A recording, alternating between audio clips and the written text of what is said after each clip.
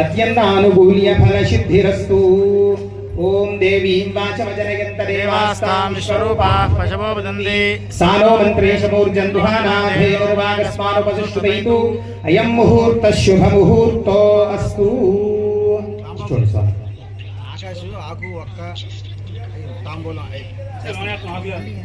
జ్యోతి పరబ్రహ్మ. అమ్మ హైమావతి గారు చెప్తున్నారా? దీపం జ్యోతి తమోపహం దీపేన సాధ్యస్తుతే. నమస్కారం చేసుకోండి. ఈ కార్తీక మాసంలో దీపారాధన చాలా విశేషం. ఎందుకండి దీపారాధన విశేషము అంటే పూజా కార్యక్రమము దీపారాధనతో ప్రారంభిస్తాం మనం.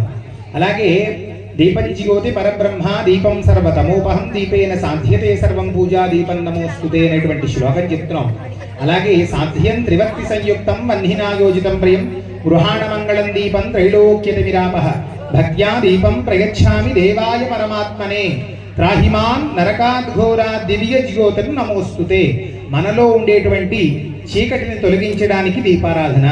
పరమాత్మ మన లోపల స్థితి పొంది ఉన్నారు. ఆ పరమాత్మ ఆ దీపం వలె వెలుగుతూ ఉంటారన్నమాట లోపల. అందుకని ఏ కార్యక్రమం పూజ ప్రారంభం చేసుకున్నా దీపారాధన చేస్తున్నాం. మన లోపల జఠరాగ్ని అనే నామంతో ఆ ఉన్న దీపాన్ని పిలుస్తున్నాం. ఆ జఠరాగ్ని అనే నామంతో పిలవబడే చిన్న కాంతి వెలుగుతూ ఉంటుందన్నమాట మనలో. ఆ కాంతి వెలుగుతున్నంతసేపు మనలో ఈ యొక్క తేజోశక్తి ఉండి మనం వేగంగా నడవగలుగుతున్నా ఒక క్రియ చేయగలుగుతున్నాము. అంటే ఆ అనే దీపం మనలో వెలుగుతూ ఉన్నంతసేపు కూడా ఈ యొక్క తేజస్సు మనలో ఉంటూ ఉంటుంది. దీపానికి నమస్కారం చేయండి. పూజా కార్యక్రమం ప్రారంభమవుతోంది.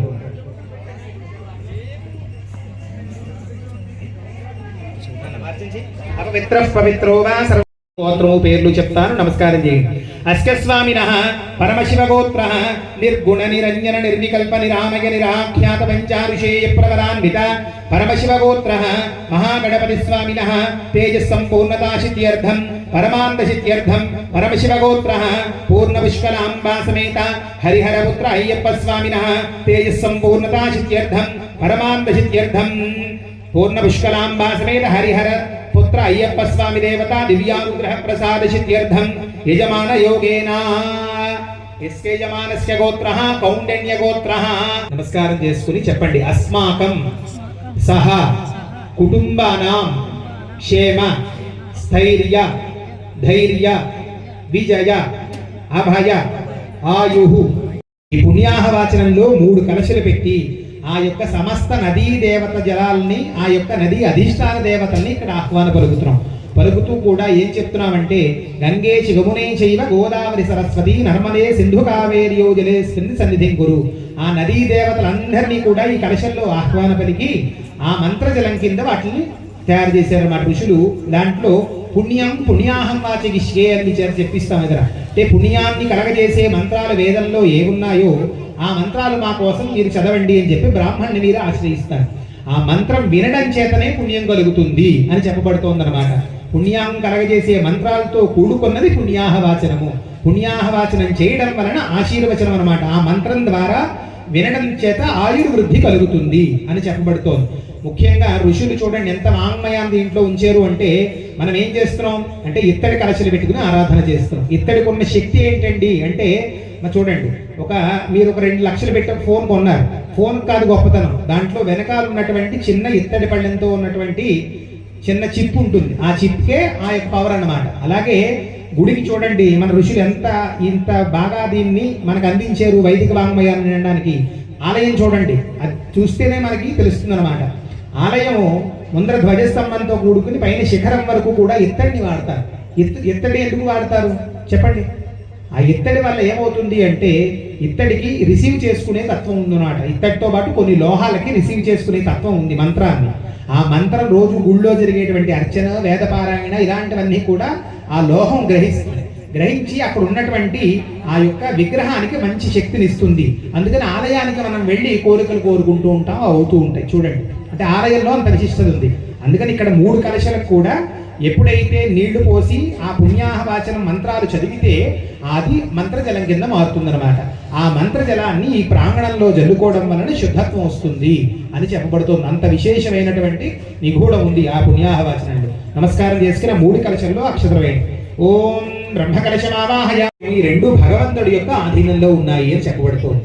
మీ చేత చెప్పించాను. మహ్యం సహ కుటుంబాయ శుద్ధి వృద్ధి అభ్యుదయ కర్మణే మహాజనాన్ నమస్కుర్వాణాయ ఆశీర్వచనం అపేక్షమానాయ ఆయుష్మతే స్వస్తి భవంతః బ్రువంతు. ఎవరికి నమస్కారం చేసి చెప్తున్నారంటే మీరు అడుగుతున్నారు. మహ్యం నాతో కూడుకుని సహ కుటుంబాయ నా కుటుంబ సభ్యులందరికీ శుద్ధి వృద్ధి అభ్యుదయ కర్మణే మహాజనాన్ నమస్కుర్వాణాయ. జనులంటే ఎవరు, మహాజనులంటే ఎవరు అని చెప్పబడుతోందన్నమాట. జనులంటే అందరూ జనులు అన్నమాట.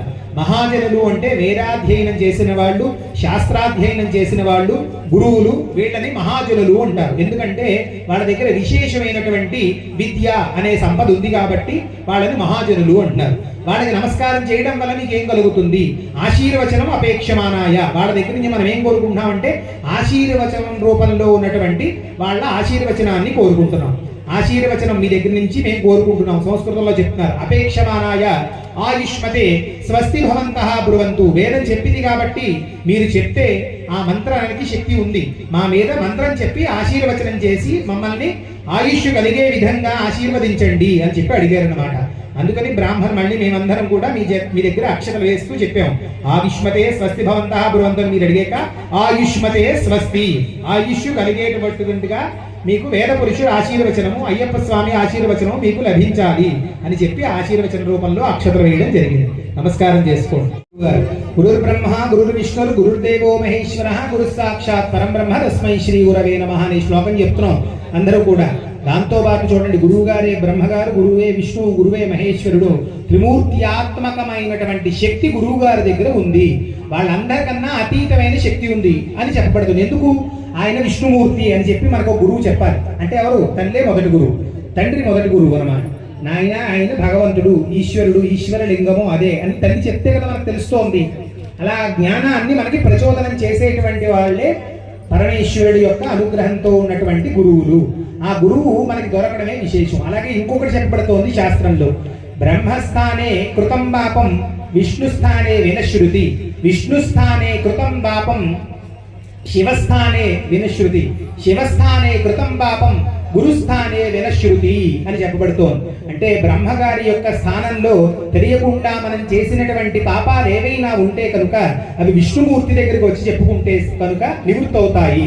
అలాగే విష్ణుమూర్తి దగ్గర చేసినటువంటి పాపాలు ఏవైనా ఉంటే అవి శివస్థానే ఈశ్వరుడి యొక్క ఆలయానికి వెళ్ళి చెప్పుకుంటే అవి నివృత్తి అవుతాయి.